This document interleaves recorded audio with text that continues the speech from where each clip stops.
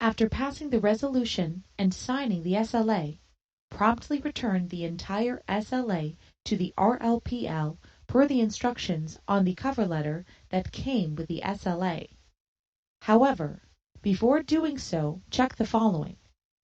Have the necessary fields within the body of the SLA been completed? Are the second page, resolution number, date, and RLO authorized? Is the signature page signed and notarized? Is it clear, legible, and current or written in black ink? Is the resolution attached and has it been signed by the municipal clerk and the seal either pressed or attached?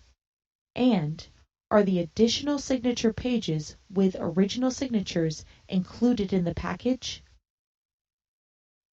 So, what happens when the locally executed agreement is returned to the region? The RLPL reviews the document to be sure it is completed.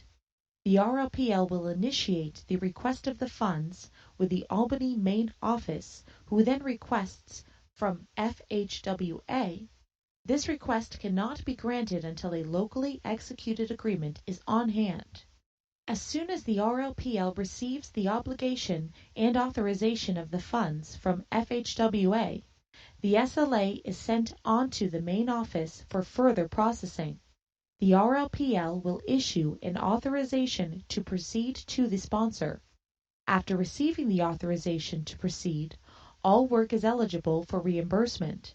However, the request for reimbursement must wait until the fully executed agreement is returned to the sponsor. What happens if there is an extensive delay in returning the locally executed agreement to the RLPL? By not returning the SLA in a timely manner, it could affect the authorization of funds if it is not returned within the correct fiscal year. The SLA must be returned by the beginning of September of the current fiscal year, or the project will need to be amended to the next fiscal year. The STIP amendment will delay the project. Authorization to proceed will be delayed by the SLA process duration.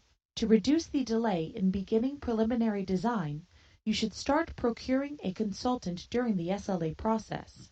Then, once the SLA is in place, the consultant can proceed instead of waiting until after authorization to proceed. Please note, any work started prior to the fully executed SLA is not eligible for reimbursement. There are many time constraints for projects, including funding obligations, public access, and environmental regulations and permitting.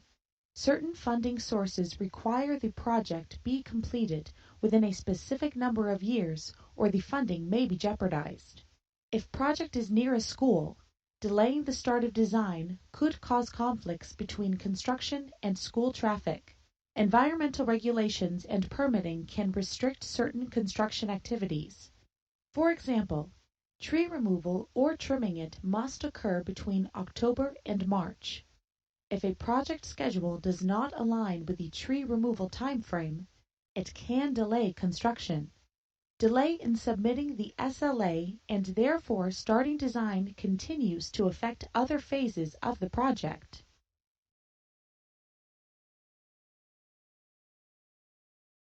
This completes the State-Local Agreement Process series. You now understand what a state-local agreement is and the different parts of the agreement. You are able to confidently review the SLA for completeness and correctness. You know how to pass the resolution and locally execute the SLA. You understand the importance of returning the SLA promptly and the potential for overall project delay.